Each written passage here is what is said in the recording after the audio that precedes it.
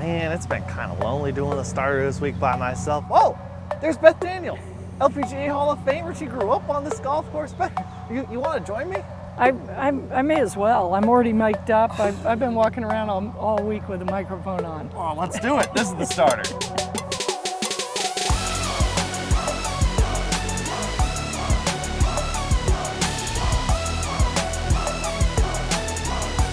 With the aforementioned Hall of Famer Beth Daniel, I'm Kent Paisley for LPGA.com. Beth, it's been an incredible first 3 rounds here at the U.S. Women's Open. What have been your biggest takeaways so far?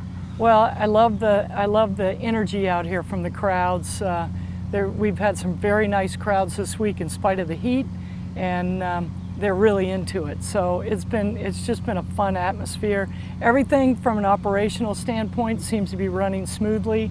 So from a tournament committee standpoint, that's a great thing. You are the committee chair of the U.S. Women's Open this week, and also just the crammed top of the leaderboard. You know, what's it going to be? There's 15 players within 5 shots of the lead. What does a player who's 5 back with that many people in front of them have to come into this final round with as their mentality? Well, I think you know, you need to be somewhat aggressive, but you can't be too aggressive on this golf course because you're going to get yourself in trouble.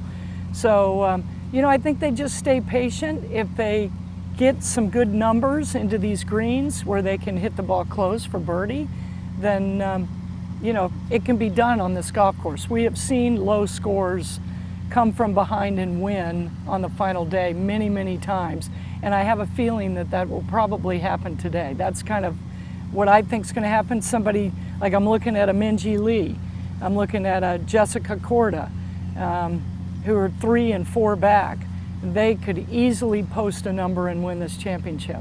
And those hoping not to that happen, Celine Boutier, Yu Liu, both of them looking for their first major victories in their career. What do they have to do as the leaders coming into this final round? Well, I think the same thing. I think they just have to stick to their game plan. They have to, you know, try to hit fairways. These fairways are generous, but you know, you need to be on the proper side of the fairway to attack the pin placement. So they need to pay attention to those sort of things and just stay very, very patient today and play their game.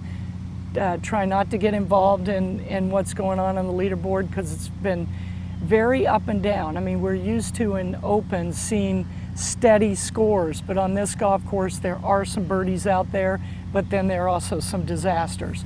So just try to avoid those disasters and stay in your game plan. And Beth, no one better can answer this question. You grew up on this golf course. Which hole down the stretch do you think is going to be the most pivotal for this championship?